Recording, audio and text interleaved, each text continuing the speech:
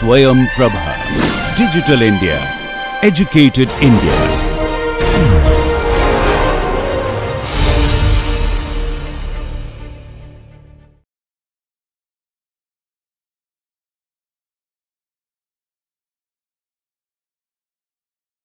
So, and now, so that's nice thing. We can see this picture. This is the first buckling mode. We constantly calculate as many as we want. So, for example, if we come to the second mode, then we will see that this looks like this. It looks a bit ugly because of the small number of finite elements. But again, as I said, if you want a nicer representation, you can increase the number of finite elements. The result itself is very stable, so the eigenvalue will not change.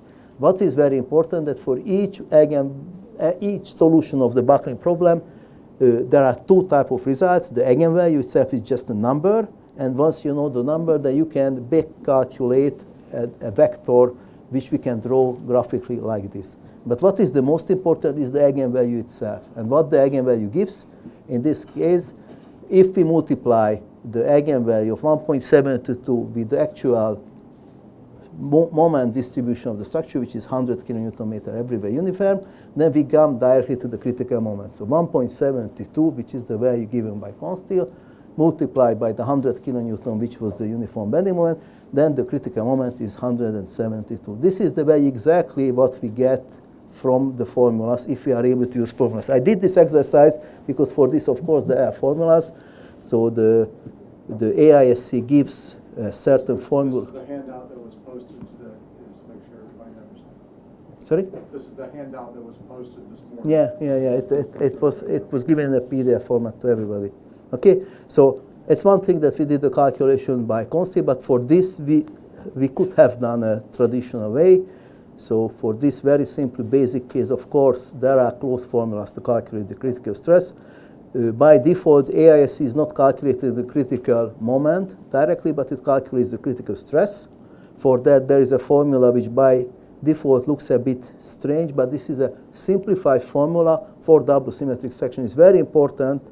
It's a typical American thing to make things easier, but the problem is that by doing so, they include in the formula some assumptions which are not visible. So you may have the feeling that you can simply use this formula also for the Z section. No, why not? The Z section has also a E, a P, and others. No, it's not. It's only for double symmetric sections, and that's why it is simplified. So a lot of things are made more compact. How the section formula itself looks like in a more international way, in a bit more uglier way. So that's the way how the formula should be written even for a double symmetric section. It contains a lot of other things. And if you wanted to go for a single symmetric, then it becomes even more uglier.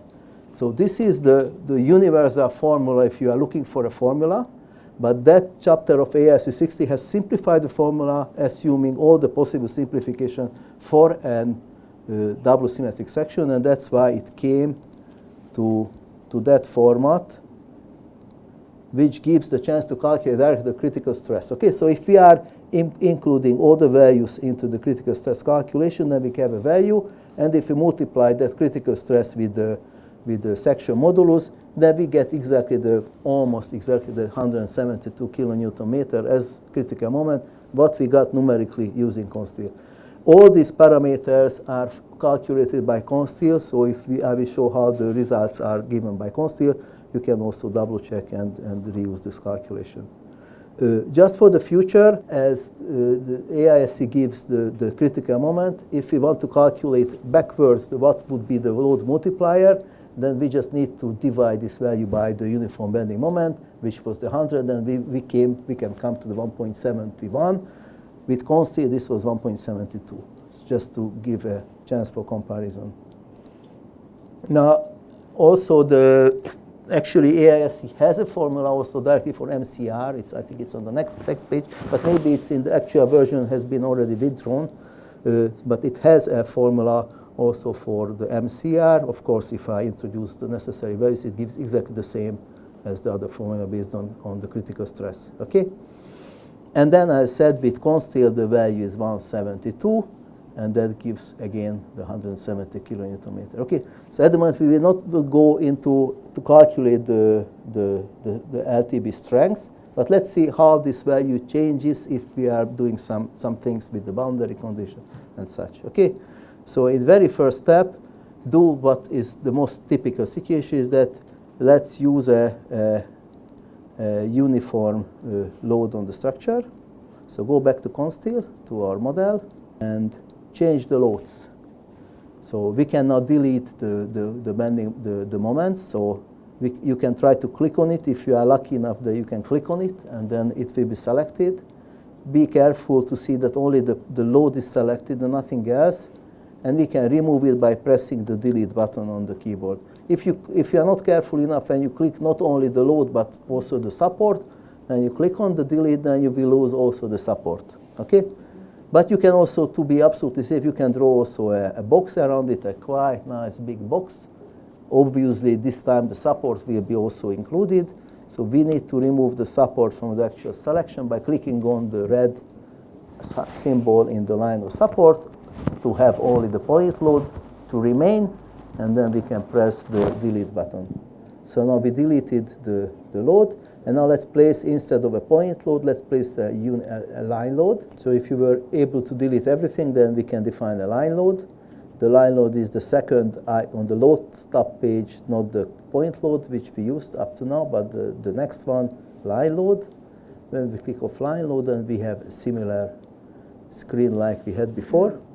And now again, we want to define the load in the Z direction, and we can keep the 10 as what is the default 10 kilonewton meter as a starting value and 10 kilonewton meter as an ending value. This will create a uniform distributed load. Okay? And we click on the member. What is already interesting here, I didn't speak about, but we will come to that. If you just place the load, the linear distributed load on the structure, then as you can see, its reference is at the reference line of the beam, which is the center of gravity of the beam. So if you are happy with that the beam is acting on the center of gravity, which is the self-weight of the structure, of course, but the other loads are typically not in the beam, but they are above or below or somewhere. But now at the moment, if you don't define any load eccentricity, then by default, everything is understood on the reference line. So we place the load here, and then we do nothing more than just go to analysis, and we can now this time already press the first button because we don't want to change anything else. We just change the load. We run the calculation, and we have now another buckling mode. It looks similar to the previous. Probably there's no human being who sees the difference between the uniform and the parabolic, but the value is different, and now it's 441.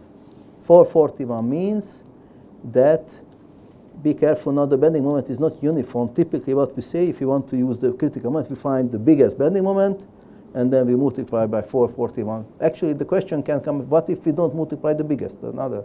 Then we have another critical moment, and we can have as many critical moments as many points on the structure. We can have even 0 if we select the 0 at the end, and we multiply it with 4. So that's how clearly show that the critical moment itself is not necessarily a good measure, because it refers to a certain point. If everything is uniform, it's fine. But if it's non-uniform, like typical structure, it's not a standalone value. It also is a critical moment where.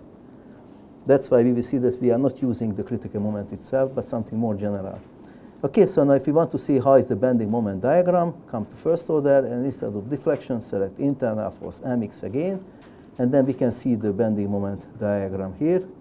Sorry, I had another model open, and that which had more. Wait, I quickly I close this. I had another model on my computer open, which had. Okay, now the 10, and if we come to first order internal force mx, we see the bending moment diagram. We can increase the scaling of the diagram representation by sliding the slider left and right. And to better see the reference line itself, we can go back to the simplest representation to have just the line view. In this case, we don't even show the cross-section, just the reference line. And in this case, all these diagrams are the best visible. Okay? And in the middle now, the bending moment is 45. The biggest bending moment is 45. So we could say that the critical moment now is 45 times the first eigenvalue, 4.41. Now, if you go to the traditional solution and use the formula to calculate M critical, now you will need to use the CB factor, because the formula itself without CB gives the critical moment for the uniform bending moment. If the bending moment is non-uniform, then the way how to make the transformation between the stress distribution is with the CB factor. It's interesting, AISC calls this as CB, but for example, in the Euro code, this is called C1, and maybe, I don't know how is that in your standard. And typically, this is not a new thing. There are typically big tables available for the most commonly found situations, like uniform bending moment, then everything is 1. Then we have a uniform distributed load, and there is this variable of 1.132, and all the different situations. Surprisingly, there are no tables for the combination of the cases. So if you have a combination of moment generated bending moment diagram plus some uniform load, so that means that then you have the combination of the two. For those, there are never tables available. So then the engineer, if he wants to use the tables, then needs to find what is the most dominant type of effect and try to find values from the tables. The use of these tables is very complicated, but this is an alternative. In Eurocode, there are no formulas. The AISC has a formula for the CB. It gives similar results to the tables of the Eurocodes and also other things, but not necessarily exactly the same. Okay? But you need to use the value in order to have to the hand calculation. Here I use the CB value of AISC, which comes from this very well-known formula, this one.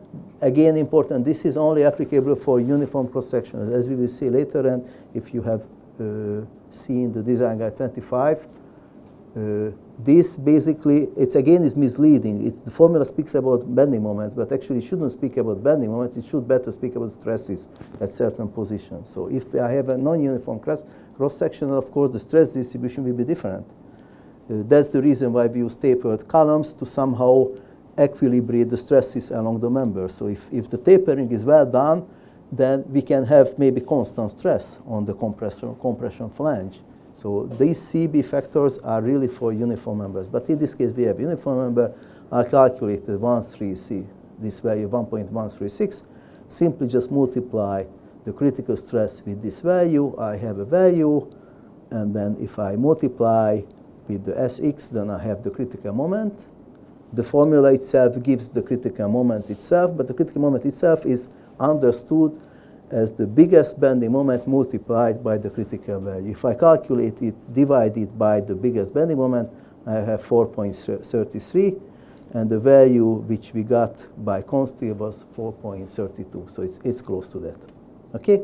Now, what happens if I move the load to act on the top flange? That's already something interesting, because that's not too often studied by design standards, but of course the engineer can have that feeling that the load is really acting. Of course, in reality, it's always a good question that where is the load coming from? If the load is a big fat bird which is sitting on the beam, then it's really a load without support.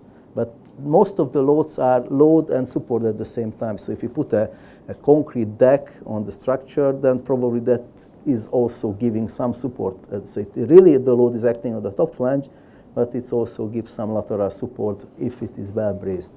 And then there is this distortion of the profile when it gets torsioned. So there are certain reasons why AISC doesn't really handle this with visible importance. For example, Eurocode clearly calls the attention that this is important and need to be considered. Now, in Consti, it's very easy to see if you want to consider it. You click on the load, and you just change the position where the load is acting. Maybe I better delete the load just to better see how it's more visible when the load is when you define a load and not just modify it. So I select the load, click the delete, and I come back to the line load icon, and I keep everything a -10, but here on the load eccentricity, I don't keep the default reference line option, but I click on the 3 dots. In general, in Consti, everywhere, if you see 3 dots at the bottom, that means that there are some specific settings to that functionality. So if you click on it, then you can see such a picture. where there are some specific points of the boundary of the profile shown. And if select, for example, this point here, that means that the load will be assumed as if it was acting at this point of the cross-section. So that means at the level of the top flange above the center of gravity. So I don't need to calculate how many millimeter is that or nothing, I just define it. If later on I change the profile into a bigger one, this will automatically be updated. So this is a dynamic definition. It means that put the load to the actual top level of the actual profile. If I change later on the profile into another one, I don't need to modify. So this is not a hard-coded millimeter, but it's the information is saved. Okay? So the load is top middle, and I click again, and now visibly the load is really placed on the top flange. We can change easily the way how we show in which direction we show the structure by going to this third option. It's very nicely visible. The load is really acting here. Again, it's misleading.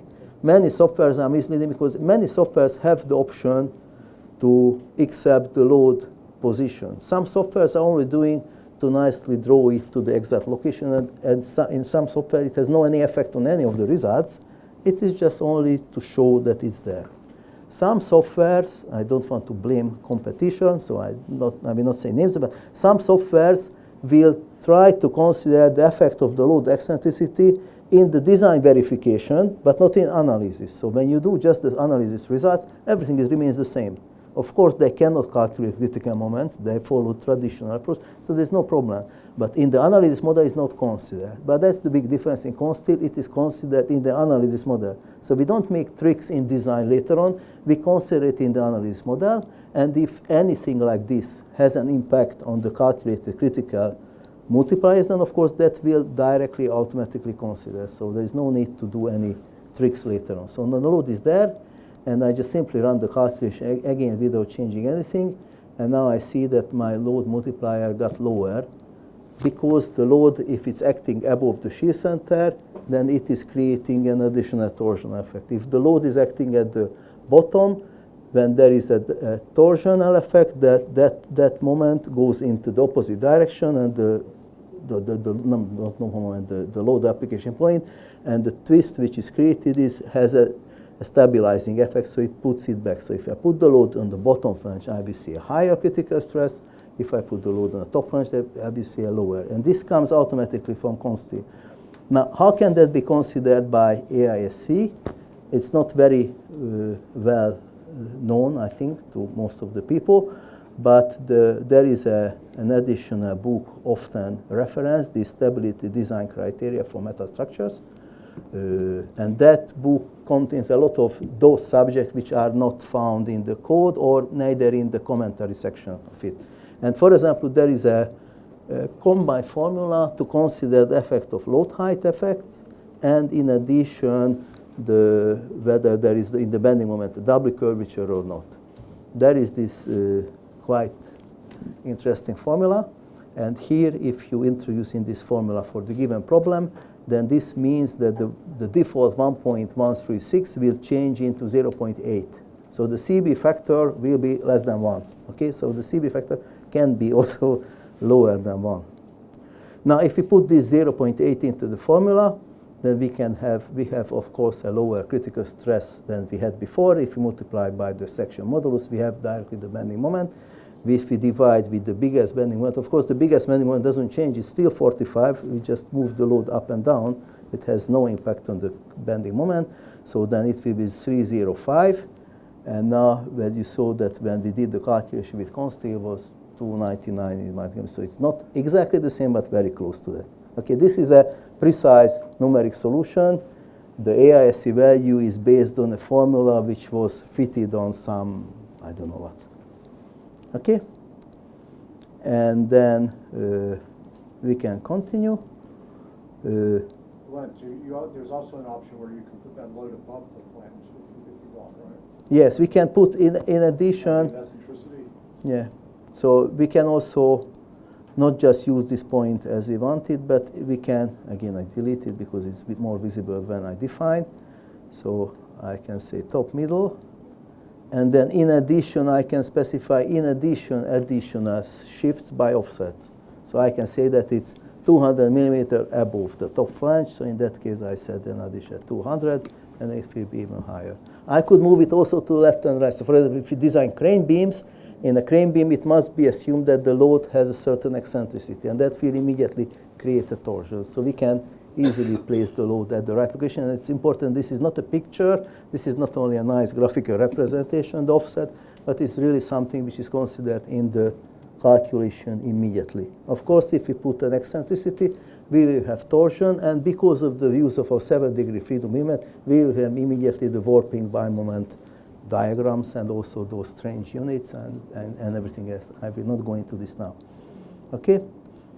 Now, the other thing what is logically coming into this game is that what happens if we have lateral supports. If we have lateral supports, we still have we go back to the original model, 6 meter long end moments at the two ends, but what happens if we have a lateral support? I just quickly show what I do to have that model. So it's apparently I deleted everything, so I have nothing more, so I put back the point loads at the two ends, plus 1000 at the left end, not 100, minus 100 on the other end. That was the first example what we have, just to check that we have the same result. 170 is fine. And now I will want to put a lateral support. Let's assume that this lateral support is acting only on the top flange. Okay, this is already something interesting because this is not a fork support. So again, I go back to point supports. I want the support to act in the global Y direction. That means perpendicular to my beam. For this, there is a predefined category which is called Y. And I immediately set the eccentricity of the support. I say that the support should act at the top flange level. And then I can switch off so Y and top middle. I keep the others at 0. Okay? In order to better see the reference line and better see specific points along the line, I switch off this nice or not nice representation of the beam just to have the reference line. And when I come close to with my mouse cursor on the line, what you will see that there are automatically some points pre-marked by constant. These are the quarter points. How many are? You can change it here. So these are quarter points because n equal 4 is the default. If you change that, then you will have more. Now we want to put the load in the middle, so we just select, we go close to the line and click on it. If I click close to the line, I see there's such a bit strange symbol is placed, which is not very much understandable at the moment why it's like that, but if you switch on again the representation of the beam, then you will see that this is really exactly on the level as it should be, and this is now on the top flange. And again, I do nothing more, and I just run the calculation without changing anything.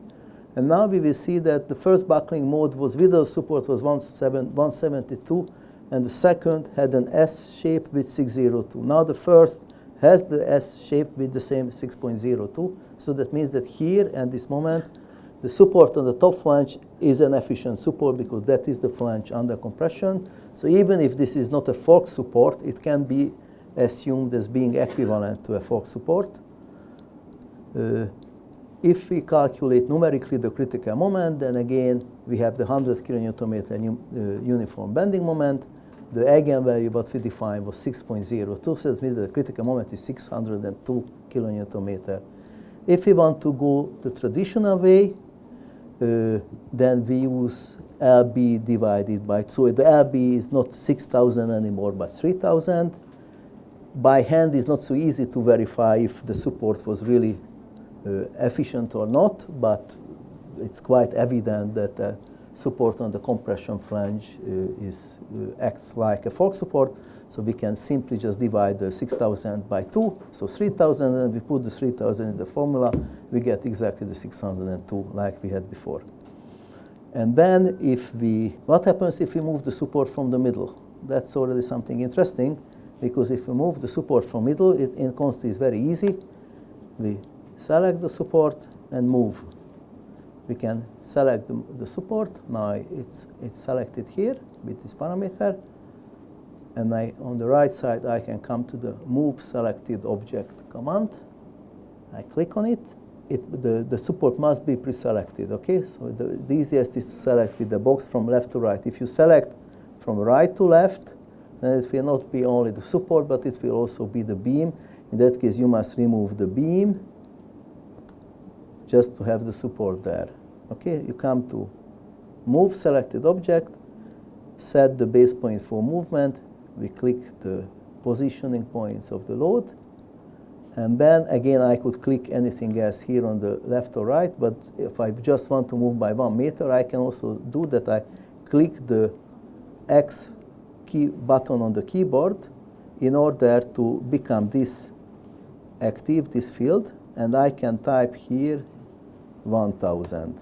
So that means that from the actual moment with the relative offsetting using the coordinate system, I can say that move the point from the selected towards 1000 in the x direction. And I press the enter and the load is supported. And now it's very easy. Again, I just recalculate. I do nothing more. And now I come to a value. What is an interesting value? So two profiles would have a different, it's no better. A different end rotation, and basically the structure would need to break. Of course, the structure doesn't want to break.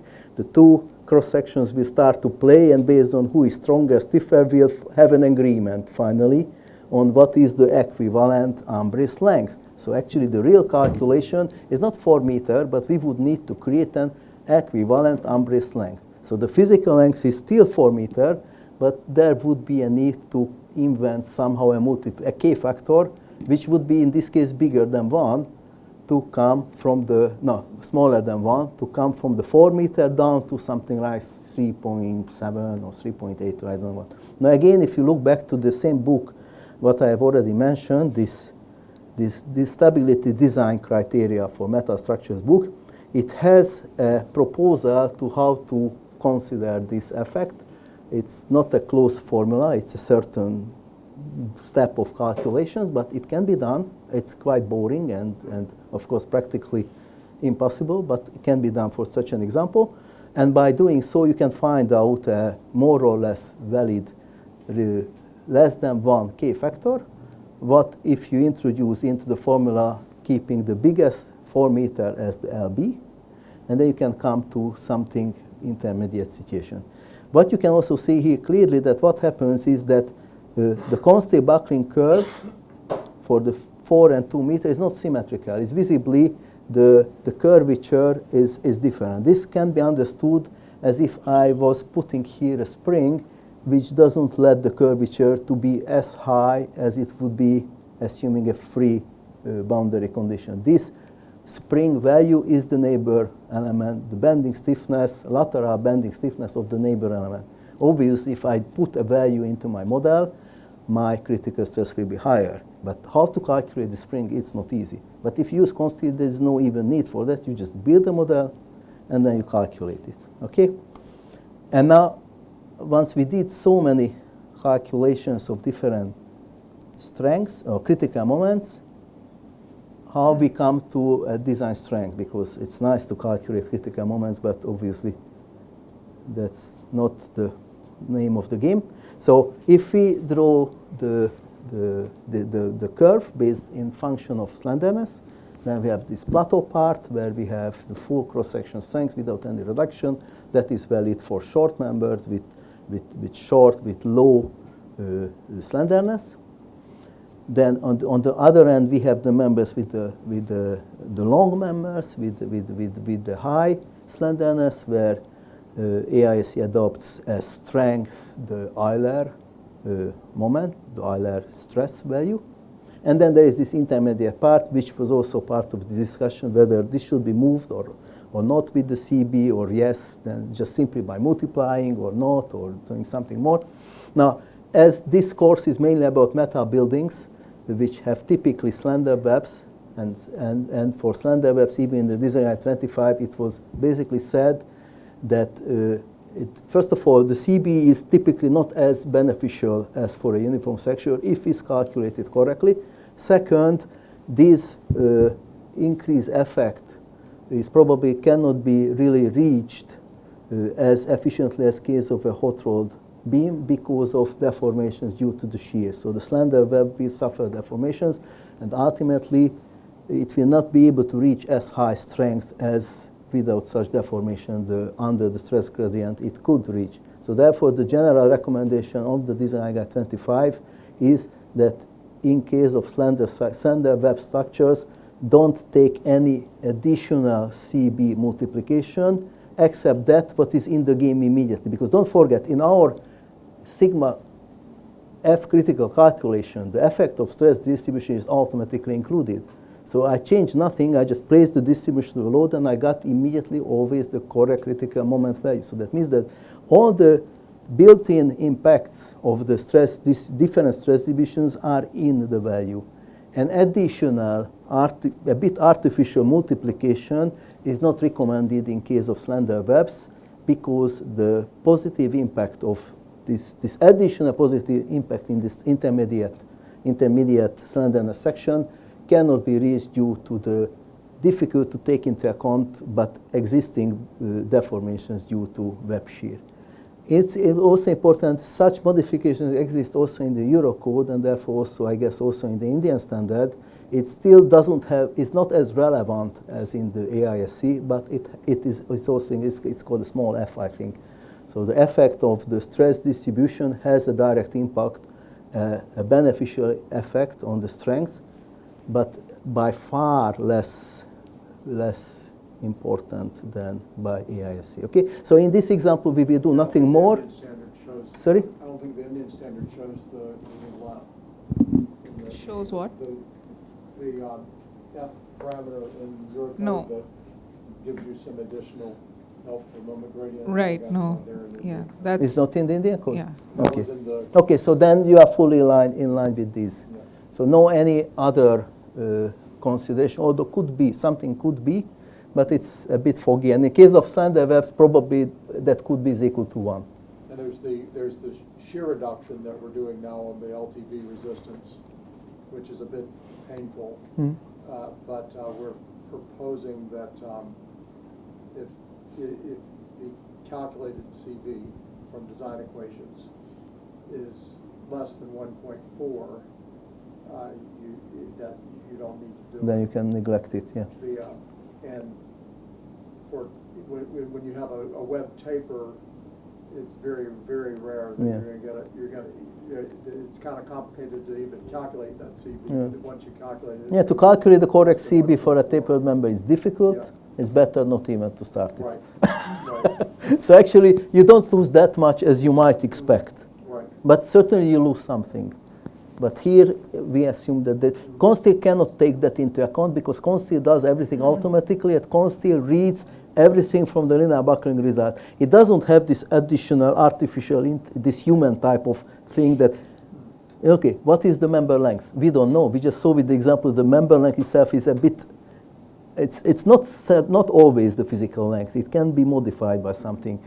If you have we will see when it's non-uniform question, again, the length, it doesn't really have a real impact. So to calculate the CB, it's defined that you need to know the length.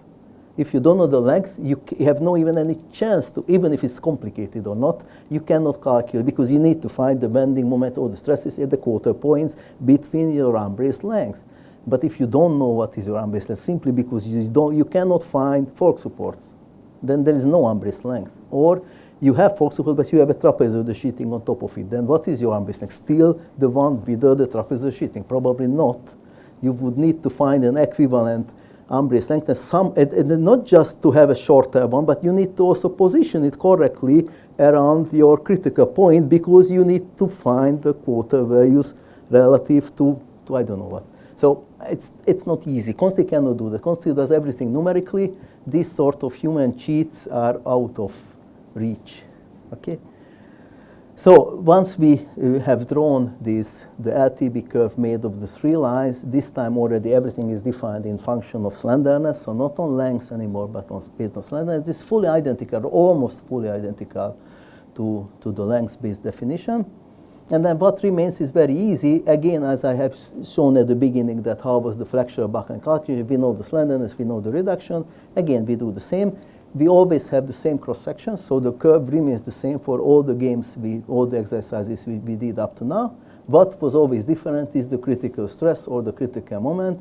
Obviously, that means that the slenderness will be different because the slenderness lambda LT is defined as MYC, the section bend, the cross section, the critical cross section bending moment divided by the critical moment. And then for the different type of cases, what we did for the uniform bending moment, we got the 172 kilonewton meter. If we calculate the lambda LT of that, that would be 1.41. And if we put the 1.41 into the curve, then we can read the corresponding reduction factor, which will be around 0.5. We multiply by 0.5 the cross-section strength, we have the LTB strength. For the other case, when we had the load on the center of gravity, the critical moment was 194. For that, we have a somewhat lower slenderness. For the somewhat lower slenderness, of course, we will have a somewhat higher He value, and we have a higher bending LTB strength. Then when we move the load to act on the top flange, then it has a detrimental effect. As we know, the lambda got increased from 1.32 to 1.6. For the 1.6, we will find the lower value of the He. Then we place the intermediate support on the structure exactly in the middle. Then we found a very high critical moment, for which we find again another value, and then we move the support to be not in the middle anymore, but offset it by 1 meter. Then again we found another value, and we have another strength. So basically the whole process can be fully automated. Me as a user have never entered no one single value of K factor. I didn't tell to the software what is my length. I didn't even say that I have a fork support. I defined a fork support, but I could have easily changed instead of the fork support just something which is defined by a spring, so then a linear spring. So it's not rigid; it's just relatively rigid. And of course, you can imagine if you change something, everything is just a big stiffness matrix. There are values there, and we make a mathematical calculation. If you change the values, the number will change. And how? We don't know, hopefully in the correct way, but obviously every change has an immediate direct impact. And this is not based on the way that you find good formulas in the books or not. Who knows more books from the past? You know, in the past it was always a good engineer could be recognized as having a huge library in his head. Yes, I saw a book 20 years ago for this or that. It's not needed because this can be calculated, okay? And now what happens, for example, if we still stay with the uniform element, but we want to put a trapezoid deck. It's very often, again, for a metal building business that it comes from the same hand, the primary, secondary structure, and also the sheeting. And of course, if the sheeting has some stabilization effect, some possibility for that, why not take into account to reduce the steel consumption? Obviously, it's not very rigid, but it has something. It's non-zero. Again, with the concept, stiffness matrix values, if I put something non-zero, it will have an impact. So why not try to do that? So again, with the same game, I will not show this now because it's, I don't know how much time we have. But we can define also a shear panel. There are certain parameters. We have catalogs of commonly produced panels, but also the parameters of corrugation height and distance of ribs and such can be defined. And then constantly. Details on that. Sorry? I think you're going to do some details on that on bracing. Yeah. There will be more on that. So then the shear strength, so the representative value of that can be calculated. It's again different in the AISC concept. It's called as G prim, and that has a certain certain formulas. Plus also there is this SDI manual, which gives quite a lot of data for different type of panels. So this is quite heavily used. But on the other hand, it's very interesting again because I don't think that is very much used in practice. So I don't know if those books of SDI are really used by engineers or not, because I think traditional softwares are not really compatible with those information. Now in Eurocode, this is called S, a big S, probably for shear, or I don't know what is in the Indian standard. If there is anything for that, it's probably not too much because this is in the Eurocode 3134 code form, which hasn't been implemented in India. But anyway, so it's a mechanical something. That's the representation of the shear stiffness. And we've got some people here doing research on stuff. Yeah, I'm sure they know more than me about this, but anyway, so if you know the number, for conceal, it is just a number, but you can put into the game. Again, you can position that the shear field is acting on the top flange, bottom flange, or even above or below. Doesn't matter. It's just an eccentricity. It's not just graphical representation, but it's reality. It's really considered that way. And when you put it into the game, then it will have its impact. So I just entered here a 1 millimeter thick, it's very thin, 35 millimeter deep panel with some very default basic values. And again, the critical load multiplier from the 1.72 for the uniform bending got increased to 7.12. So that's a 7 times increase, no, maybe 6 times increase of the critical moment. Of course, it doesn't mean that my LTB strength will be 6 times bigger. No, it doesn't mean that. It only means that my slenderness will be somewhat different. It will come under the square root, so you can expect that 6 times bigger maybe will be a 2 times bigger or 2 times smaller slenderness, and depending on how, in what slenderness range we were originally compared that, we will have a much lower critical stress. And then if we calculate the slenderness, larger critical stress and smaller slenderness. So for that here, for this case, the HLT will be only 0.9, and that means that we are very close to the cross-section strength, but we are less. So again, this typical assumption, I put a sandwich, a trapezoid, and I don't need to check anything, it's not necessarily true. It has a big impact. But finally, the LTB strength will be less, 10% less than the cross-section strength. So very often people just believe, it's typically there's no calculation. In some standards, there are some formulas which define the minimum parameters of something which can be assumed, and then you are allowed to disregard, for example, LTB. So if you are sure that your panel is strong enough, then you can disregard LTB. Now these rules, how precisely are defined, difficult to know. But again, what's the problem if you have a panel which doesn't fulfill those requirements? Then its effect is 0. Of course, it's not 0. It's just less than 100%. Now here you can easily consider and everything. So you don't need, and that's what we see later on when we come to the bracing problem. AISC is smartly full of such limitations to avoid problems for a hand calculation. But again, always the problem is that if you can reach it, that's no problem. If you can reach those stiffness requirements, it's no problem, and then you can do the calculation. But what happens if you cannot reach due to technical reasons, or you just don't want to spend so much money? And you believe that half of them is also enough for a smaller impact. Now, that is unknown in AISC. So full or nothing type of game, like typically everywhere.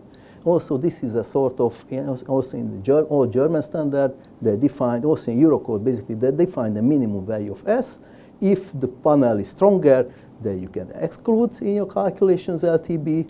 If it is less, then no one tells you what to do, probably nothing.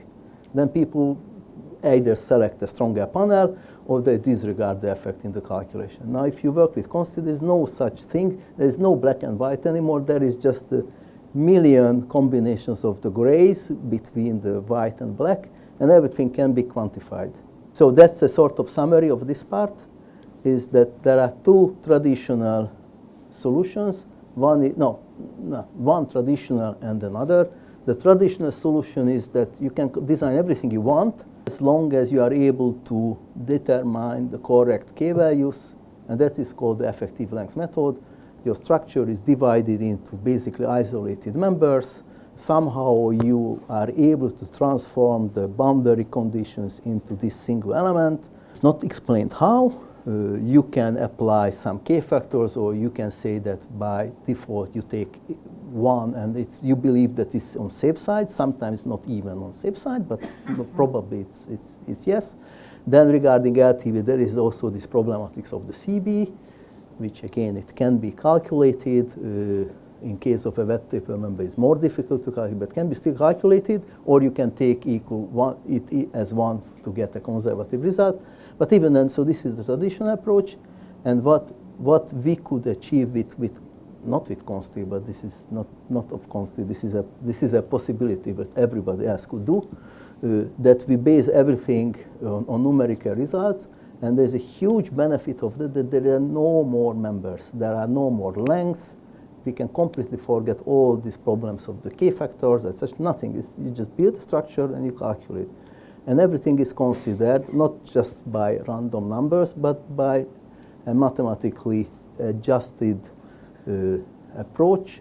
Everything is handled through the critical stresses, which can be calculated precisely. We will see later on that not only for pure compression and pure bending, but in case of combined situation, we have a structure which is exposed to bending plus compression together at the same time. That combined effect can also be considered. So we can calculate critical stresses which are not for these isolated stress distribution, but for the actual situation as it is.